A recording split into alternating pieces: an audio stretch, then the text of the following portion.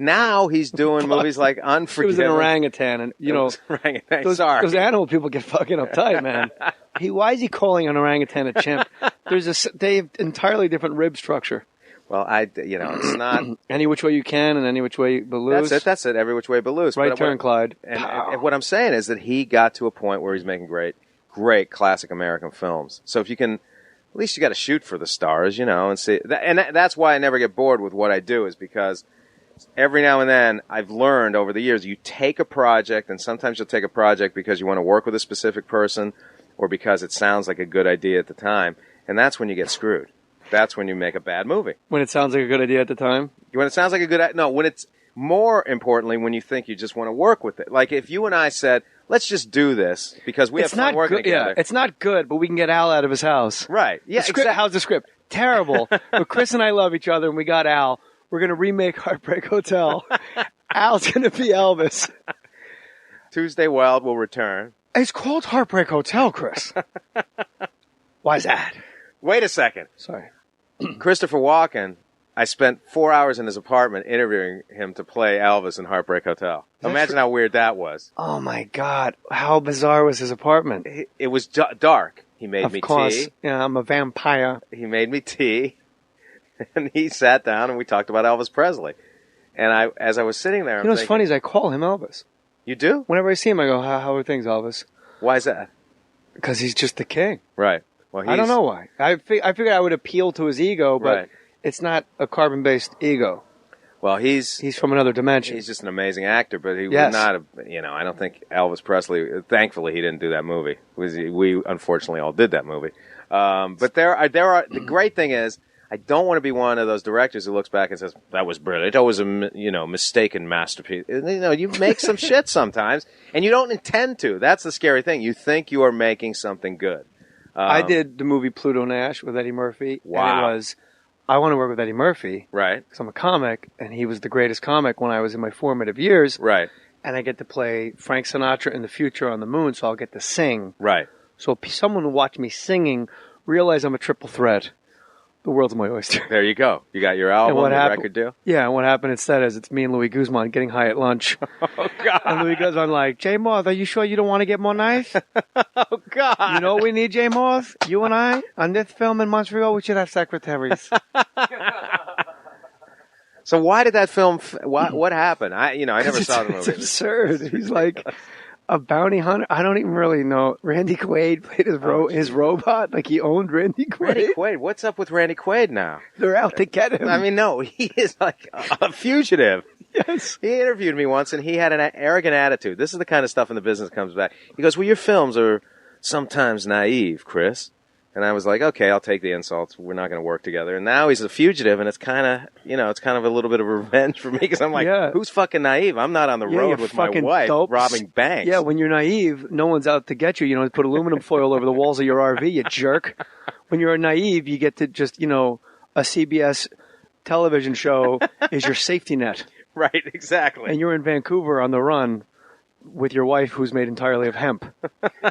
I'm not sure what that run meant. I don't get it, but it's what my wife always said about Woody Harrelson's wife. Oh, she was made of hemp. She goes, then you meet Woody. My wife said it to me once. Then you meet Woody Harrelson's wife, who's made of hemp. Oh, God. Harry Potter. How much was the budget on Harry Potter? Harry Potter was $100 and some million. Now, do you feel a weight on you on set when things start running behind on a movie of that size? Do you start to go, holy smokes, this is well over $100 million, and it's my fault? Or is nothing your fault? Everything's my fault. That's my problem. Do you think so? Years of Italian Catholic guilt. Everything's my fault. It is a real thing, Catholic guilt. Jewish guilt is, why don't you call your mother? What kind of son are you? And Catholic guilt is, why don't I call my mother? What kind of son am I? Right, it's absolutely true. It's super self-aware guilt. Right, yeah. And it's if I do this, something else in my life will go wrong. And that's the thing that's the most frightening about Catholic guilt. It's like if I eat this, if I look at this, if I do this, then someone in my family will die. It's that kind of, and I can't get it out of my head. And if you like a $200 million budget, how do you go to bed? You just, you have a responsibility. It's like there is the same sort of looseness that exists on this TV pilot existed on that movie because I had to make the kids feel comfortable. And I, having worked with Macaulay Culkin and saw kind of the tough things that poor kid was going through with his dad at the time, I realized, I don't know what it is. Oh, his dad was not particularly. His dad, stage dad. It was a stage dad who was not particularly there for him. I think he's kind of living on the streets or something. I'm not exactly sure, but he was really. It was tough for Macaulay to have to deal with that. You have 4 kids, so you see this as a parent, and you go, "I would never." Well, at the time, I had a baby, my first child, and so I didn't have as much experience in raising children, but I realized after that experience with Mac that, okay, from now on, when we cast kids, we have to cast the parents as well. Make sure that the parents are strong. So when we did Potter, cast 3 kids with great parents. So how amazing is it? There's kids out there that have no idea that they probably almost got a part, but your parents suck. Right, exactly. You had it. We saw your mom drinking a 40 in the parking lot. You're out of here, kid. And it wasn't the right 40. Right. It was like Mickey's. Right. Some shit 40. Mickey's with the wide mouth. Yeah. Yeah. Nice, with the little puzzles on the cap. Exactly. Oh, that's Valentine. No. Mickey's with those green bottles with a very wide mouth. And the cool Hornet that I always thought if I went to jail, that'd be my cool white guy tattoo. If you get a tattoo that would go away in 48 hours, what would you get? I would get Vibe. My kids, Violet, Isabella, Brendan, and Eleanor. But you can get that anyway. That's cool. Except, no, because my kids want to get, my daughters are like, they want to get it too. Because they're like, wouldn't it be cool, Dad, if we all got it? And the younger ones aren't allowed to get it. So just get it on your butt. Oh, yeah, that's exactly where they'll never see it. That's kind of disrespectful to my kids, right? Well, it depends on what you do down there. Right. Are there kids that were great? I mean, obviously you picked the right kids because it's become, it's Harry Potter. Right. But were there kids that almost were on the bubble, but their parents sucked? We actually got the best kids. We were lucky enough to get the best parents as well. I mean, and you really like Dan Radcliffe. You said all those kids are tremendous. They're all tremendous. Dan is the one I keep, the closest in contact with. I think they're really very close to their characters. Ron. I don't know if Rupert, Look, it's Ronald Weasley. I don't know if what he wants to do with the rest of his life. He's very much like Ron. He wants to remake Happy Days, and he's going to be Chuck. Oh, God. Chuck got cut out of the pilot. Remember that? Yes, of course. In the opening credits, his hand gets slapped by Marion Ross. It does? He reaches for the extra chicken, and she slaps his hand away. Happy Days. And you're like, where'd that guy go? And he's no longer there. And then they get Joni, right, who looks almost like a Latina, right, with Richie, who's orange. And it's just Tom Boz, Chuck, they just cut Chuck out. I had no You know idea. why? His parents sucked. It comes back to the parents. No, but I those kids are great. Dan Radcliffe, I just saw him, and are they calling you back to set? I don't know. I don't hear. Oh, okay. No, I just saw Dan Radcliffe doing Broadway, and he's come along. You see these kids. Did you see Equus? Yeah, is that what you saw him in? No, I saw him in How to Succeed in Business. Equus is something I wish I had seen him in because I hadn't seen the movie then when I saw the movie, I went, oh my gosh. Very bizarre experience for me because I knew this guy as a kid. I was I felt like a father to him, one of his other, like a stepfather. So I've known Dan since he was 11-year-old, and suddenly I go to see Equus, and he's on stage naked, which is a very weird thing. It's like you don't want to see your own.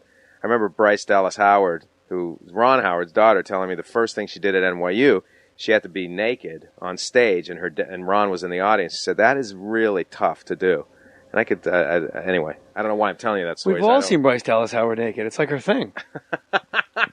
You spend a lot of time on the internet. No, I don't actually. Tom Hanks does a great impression of Ron Howard that I can't do. Have you ever Does he really? I just keep going, keep going. He did it, I think it was on the Actors Studio. Right. When they were doing the Dan Brown novel. Oh, Da Vinci Code. Yeah, and they had the actual Italian army as like guys chasing Tom Hanks up like this crazy flight of stairs. It's like, yeah, just do it again. I don't want to loop it. Do it again. And they get to the top of the stairs, and Tom Hanks says, like, on take 4, they go, oh, Marono, Opie, come on. Hey, come on, Opie. Hey, well, I do time stops, Que se dice? Richard Harris was in Harry Potter? Richard Harris, yes. How old is he? He's dead. Really? Yeah, he died. He's really old. His parents really stunk. They let him die. He died. He was only like 80 years old. He was a young kid. He was 79. I first met him. Oh, my God. I really didn't know. No, he died. When I met him, he said, because we had to kind of persuade him to do the role. I really did not know he was dead. He's officially dead. And I'll tell you, what did he die of? The elements? He died. Jesus, I don't know what he died of. Rolled his dune buggy? He finished both Harry Potter movies. He got sick before we finished editing the second movie. We were just starting the third, and he just went into the hospital quickly. It was cancer, and I went to see him. I thought that story would be funnier. I went to see him, and he was but the story is, he's in the hospital. It doesn't look like he's going to get out, but he's sitting around. He's writing his memoirs. He's got stacks of his memoirs. And the last thing he said to me, and he was kind of bathed in light. It was like a cinematic moment. I'm walking out the door, and he goes, "I'll get out of here, but don't you ever fucking let them replace me." That's the last thing he said, and then he died 5 days later. So I think it was. But here's a guy who was But they replaced him. They had to replace him. Who'd they replace him with? Michael Gambon. Oh my God. But Peter O'Toole came in to audition. Peter O'Toole comes in. Why do you audition? Just hand it to him. That's what I said. We had a new director. I was the producer, so I had to have a little, respect for the director. Oh, you stepped down as director. I stepped down. What's he saying? Came in, and we got 10 minutes. Don't hover. Is there coffee? So Peter O'Toole came in with. You actually made Peter O'Toole audition for Harry Potter movie. He came in for a meeting, so it wasn't an audition. But he came in. He was wearing an ascot. He had a cigarette holder. Peter O'Toole. He was Peter O'Toole. And I thought he'd do it, but he didn't end up doing it, so Gambon did it. But Richard Harris, 2 weeks before he died... Don't you fucking replace me. But before he dies, this is how on top of his game he is. He's such... I can't even say, like an Irish gremlin. Everything he did, everything the guy did was a joke and a cruel joke. And he pissed a lot of people off, but he was the funniest man I ever met. So he's dying. He's being taken out of he lived in a penthouse suite at the Savoy Hotel in London. He collapsed or something. He's on a stretcher. They're carrying him out. There's a line of people waiting to get into this high-end restaurant. And he pops up from the stretcher as they're carrying him out. And he goes, "It was the food. It was the food." I mean, seriously, to all these people waiting to go into like a $500 restaurant, Richard Harris could not stop fucking with people. The funniest guy I've ever met. Really? Yeah, he told me. You don't think of Richard Harris as like a funny guy. Funny, cruel guy. I mean, he like said... the leprechaun in the movie Leprechaun? Worse than the leprechaun in the movie Leprechaun. Like John Gruden. I mean, he got Peter O'Toole drunk once. I don't know if this story's ever been told. He got... His girlfriend or wife at the time was obsessed with meeting Peter O'Toole because Peter O'Toole was Richard Harris was a great-looking guy, but Peter O'Toole was gorgeous. He's no Peter O'Toole. Say this in my house constantly. He's no Peter O'Toole. No Peter O'Toole. So Richard Harris is sick and tired of his wife telling him, "I want to meet Peter. Please let me meet Peter." Like she's got a crush on him. Yeah. So Richard Harris says, "You know what? We'll meet later tonight. He takes O'Toole out at 2 p.m, spends the day drinking whiskey with him. O'Toole's drinking the whiskey. Harris is pouring his out. By the end of the day, O'Toole is drunk off his ass, lying on a sofa in Richard Harris's apartment, throws up all over himself. That's when he gets his wife, brings his wife in, turns on the lights. O'Toole gets up, vomit everywhere. And Harris goes, "My dear, there's Peter O'Toole." That's the kind of way he would fuck with you. That's a good way. That's old school, man. That's old school pranking. I don't think it gets any better than that. It's hard to get people to commit to drinking that early. Not in London. Really? Oh my! I've never seen so much drinking. I lived there 4 years. I'm really glad I didn't come out of there an alcoholic because drinking was a way of life. You were going to say you never saw so much drinking. I've never seen so much drinking. No, drinking. I mean, in the old days of the studio, not the old days. I'm talking about the 80s and the 90s. There was a pub on every lot. So you imagine Universal Studios with a working pub for all the crew to go to at lunch. That is... Shepherd and Pinewood all had pubs, so the crew would just go, have 2 or 3 pints, and go back to work. They move slow enough as it is. I know. Well, you're like, where's my flag and my silk? Let's go. And they were pissed off that the pubs were being taken away. That is amazing. Yeah, it's true. Richard Harris, you told me, didn't drink on Harry Potter. You caught him when he was sober. No, yeah, I caught him when he was sober. Our first meeting, he said, "I've stopped drinking. Can I have a Beck's?" He ordered a Beck's. So I'm like, "I thought you said you stopped drinking." No, I've given up beer.